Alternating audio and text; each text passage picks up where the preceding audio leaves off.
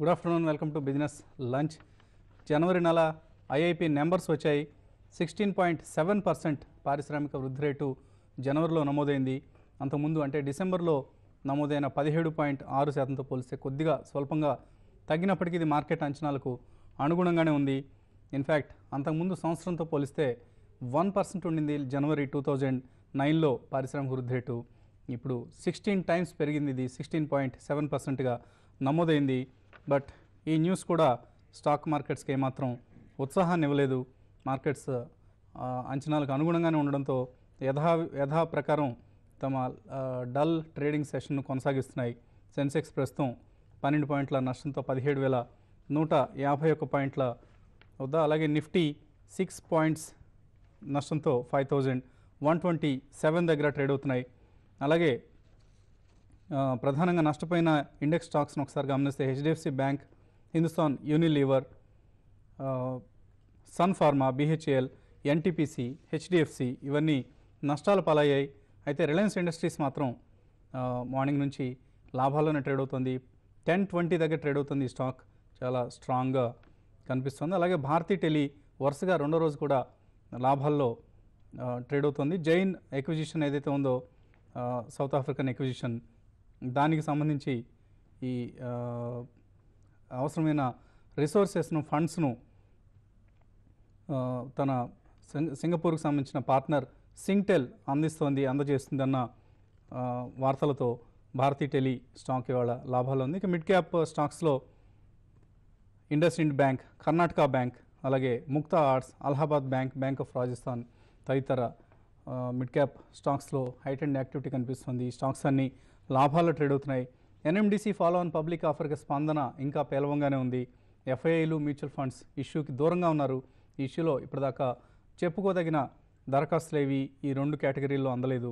కేవలం institutions like LIC మాత్రమే వస్తున్నాయి. బహుశా ఎల్ఐసి ఇష్యూ 80% మాత్రమే ఇప్పటిదాకా సబ్స్క్రైబ్ అయింది. మిగిలిన మొత్తాన్ని బహుశా ఎల్ఐసి సమకూర్చాల్సి ఉంటుంది.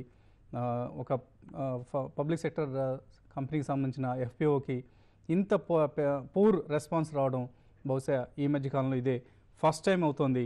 ఇక మార్కెట్ సంబంధించిన మరింత విశ్లేషణ అందించడానికి అనలిస్ట్ సుందర్ గారు, శేష్ గారు సిద్ధంగా ఉన్నారు.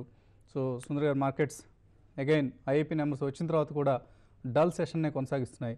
సో ట్రేడింగ్ ఎండ్ క్లోజ్ అయ్యే సమయానికి ఎటువంటి ఏదైనా రివర్స్ అయ్యే అవకాశం ఏదైనా కనిపిస్తుందా? నా ఉద్దేశం మార్కెట్ ఈ కొంచెం కరెక్షన్లోకి ప్రధానమైన కారణం చూస్తే కనుక లాస్ట్ క్వార్టర్తో ఈ క్వార్టర్ చూస్తే ఏపీ డేటా కొంచెం డిసప్పాయింట్గా ఉంది. కానీ అయినా ఓవరాల్గా చూస్తే కనుక ఇయర్ టు ఇయర్ చూస్తే కనుక చాలా చాలా స్ట్రాంగ్గా ఉంది. సో ఇంత న్యాచురల్గా 3 నెలలుగా 4 నెలలుగా కంటిన్యూస్గా పెరుగుతుంది కాబట్టి ఒక చిన్న మైనర్ కూల్ ఆఫ్ అనేది ఐఏపీ డేటాలు కూడా రావడం అనేది అందరూ ఎక్స్పెక్టెడ్.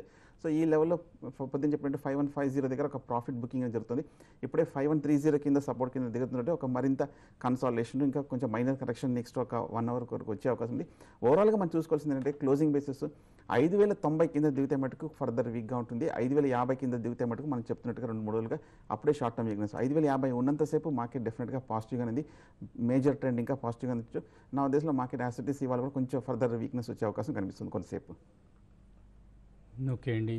సో ఇన్ఫ్యాక్ట్ ఎక్కువ మనం ఇండెక్స్ను వదిలేస్తే మిడ్ క్యాప్స్, స్మాల్ క్యాప్స్లో హైటెండ్ యాక్టివిటీ కనిపిస్తుంది. చాలా స్టాక్స్ మనకు యాక్షన్ మొత్తం అక్కడే కాన్సన్ట్రేట్ అయినట్లు కనిపిస్తుంది.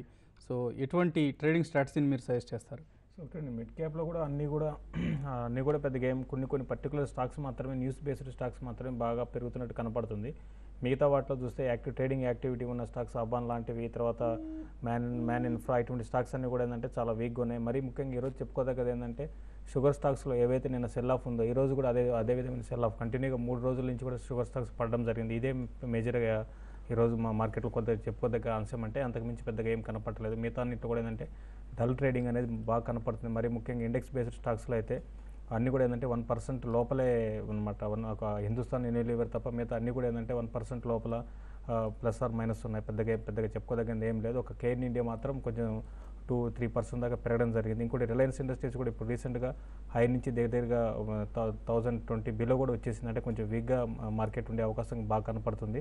ఏదైనా కూడా ఏంటంటే మార్కెట్ ఇవన్నీ ఐఐపీ డేటా బాగా వచ్చినా కూడా ఏంటంటే మార్కెట్లో 5150 గత కొన్ని రోజులుగా మనం చెప్పుకుంటున్నాం. అది ఏదైతే రెసిస్టెన్స్ అన్నామో అక్కడి నుంచి మళ్ళీ మార్కెట్కి బాగా ఇప్పుడు ఒక 30 పాయింట్స్ దాకా పడడం జరిగింది. ఇది సేమ్ కన్సాలిడేషన్ కొనసాగే అవకాశం మార్కెట్లో ఎక్కువ కనపడుతుందండి. ఈ నష్టపోయిన ఏ గ్రూప్ స్టాక్స్లో ఎన్ఎండిసి 376 దగ్గర ట్రేడ్ అవుతుంది ప్రస్తుతం 24 రూపాయల నష్టంతో. Hindustan copper, India cements, Gujarat NRE coke, Godrej industries, JP associates, Tata motors 770 దగ్గర ట్రేడ్ అవుతుంది 26 రూపాయల నష్టంతో. జీవీకే పవర్ 43 రూపీస్ దగ్గర ట్రేడ్ అవుతుంది 3% నష్టంతో. IVRCL infra, Suzlon energy, max India, Ashok Leyland, Indian bank, Indian hotels, SR oil, syndicate bank ఇవన్నీ నష్టాల్లో ట్రేడ్ అవుతున్న ఏ గ్రూప్ స్టాక్స్. అలాగే బి గ్రూప్ స్టాక్స్లో ఏషియన్ ఫిలిమ్స్, కదంబ్ కన్స్ట్రక్షన్స్, ఇటువంటి టేక్ సొల్యూషన్స్, అలాగే రాషెల్ ఆగ్రో ఇటువంటి స్టాక్స్ అన్ని నష్టాల్లో ట్రేడ్ అవుతున్న బి గ్రూప్ స్టాక్స్లో కొన్ని స్టాక్స్ లిస్ట్. అలాగే ప్రస్తుతం కాలర్స్ కొంతమంది వెయిట్ చేస్తున్నారు. శ్రీకాకుళం నుంచి రాజు లైన్లో ఉన్నారు. రాజు గారు నమస్తే సార్, వసంత్ కుమార్. నమస్తే అండి. సార్ బజాజ్ ఇన్వెస్టర్ ఈ రేట్ లో బై చేసి సార్ క్వాలిఫైడ్ ఇన్వెస్టర్లకి 200 రూపాయల మీద ఇచ్చారు, ఇంకా తగ్గడానికి అవకాశం ఉందా సార్? ఏదండి? బజాజ్ ఇన్వెస్టర్ ఫండ్ రైజింగ్ 200 రూపాయల మీద ఇన్వెస్టర్లకు ఇచ్చారు కదా, ఓకే అండి. ఇప్పుడు ఆ రేట్ కన్నా బాగా తగ్గింది, ఇప్పుడు బై చేయొచ్చు సార్? బజాజ్ హిందుస్థాన్ ఈ రేట్లో బై చేయొచ్చు అని అడుగుతున్నారు. ఒకటండి, ఇప్పుడు ఎటువంటి పరిస్థితుల్లో షుగర్ స్టాక్స్ అయితే బాగా వీక్ ఉన్నాయండి. గత కొన్ని రోజులుగా చూస్తున్నాము, 3 సెషన్ నుంచి కంటిన్యూగా పడుతున్నాయి. ఇవి ఇంకా కొంచెం వీక్ అయ్యే అవకాశం ఉంది. మధ్యలో 1-2 రోజులు స్టాక్ పెరిగే అవకాశం ఉంది, కానీ పెద్దగా అంటే short term two medium term మాత్రం స్టాక్స్ అయితే బాగా వీక్ ఉండే అవకాశం ఉంది. ఇంకా 120 రూపీస్ దాకా వచ్చే అవకాశం ఉంది. దీనికి ప్రధాన కారణాలు చెప్పాలంటే మన ఇండియాలో షుగర్ ప్రైసెస్ బాగా తగ్గడంతో పాటు గ్లోబల్గా చూస్తే 7 months లోకి ఇంటర్నేషనల్ మార్కెట్లో షుగర్ ప్రైసెస్ 7 months లోకి రావడం జరిగింది.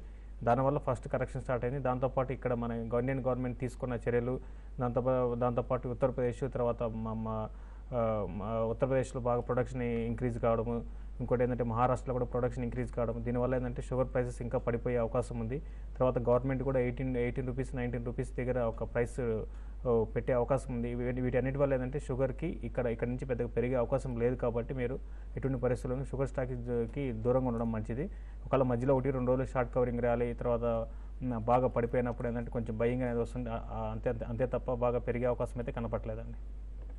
Okay, next caller Saraswati Khammam నుంచి లైన్లో ఉన్నారు. సరస్వతి గారు చెప్పండి. సరస్వతి గారు. హలో, టెంప్టేషన్ ఫుడ్ 40 రూపీస్లో కొన్నామండి 6 months బ్యాక్. ఓకే అండి. అలాగే Welspun Gujarat 1 week back 263 rupees కొన్నామండి. అవి ఉంచాలా అమ్మాలా? ఓకే అండి, కొంచెం దిగులుగా కనిపిస్తున్నారు మీరు. రేట్స్ తగ్గాయనా? ఓకే అండి. ఒకటి టెంప్టేషన్ ఫుడ్ చూస్తే కనుక టెక్నికల్గా కొంచెం వీక్ అని కనిపిస్తుంది. లాస్ట్ 3 నెలలుగా, ఇన్ఫాక్ట్ 6 నెలలుగా చూస్తే కనుక 49 రూపీస్ నుంచి తగ్గుతూ 30 రూపీస్ వరకు తగ్గడం జరిగింది. ట్రెండ్ చూస్తే కొంచెం వీక్గా అనేది నా ఉద్దేశం. ఇంకా ఈ ట్రెండ్ అనేది వీక్నెస్ ఫర్దర్గా కంటిన్యూ అయ్యే అవకాశం ఉంది. 30 రూపీస్ దగ్గర డెఫినెట్గా ఇంకో 2-3 రూపీస్ దూరంలో 30 రూపీస్ దగ్గర ఒక సపోర్ట్ తీసుకుని కొంచెం పెరిగే అవకాశం కనిపిస్తుంది. అలాగే వెల్స్పన్ గుజరాత్ చెప్పారు మీరు, 263 రూపీస్ దగ్గర ట్రేడ్ అవుతుంది. టెక్నికల్గా చూస్తే కనుక ఇది కొంచెం పాజిటివ్గా ఉంది. ఇన్ఫాక్ట్ ఫండమెంటల్గా చూస్తే కనుక ఇది డెఫినెట్గా ఒక స్ట్రాంగ్ కంపెనీ అనమాట. As it is Welspun Gujarat కూడా మీరు హోల్డ్ చేయొచ్చు. ఓకే అండి, సో ప్రస్తుతాన్ని హోల్డ్ చేయండి. మీరు కొన్న రేట్ దగ్గరే ఉంది వెల్స్పన్ గుజరాత్ అయితే. అలాగే టెంప్టేషన్ ఫుడ్స్ మాత్రం సుమారుగా 25% తగ్గింది. బట్ స్టిల్ సమీప భవిష్యత్తులో మీ రేట్ తిరిగి వచ్చే అవకాశం ఉంది అని చెప్తున్నారు సుందర్. ఇది ప్రస్తుతం మార్కెట్ యాజ్ ఇట్ ఈజ్గా అదే నష్టాలు కొనసాగుతున్నాయి. సెన్సెక్స్ 8 పాయింట్ల నష్టంతో, నిఫ్టీ ఆల్మోస్ట్ ఫ్లాట్గా ట్రేడ్ అవుతుంది. ఇప్పుడు ఒక షార్ట్ బ్రేక్ తీసుకుందాం.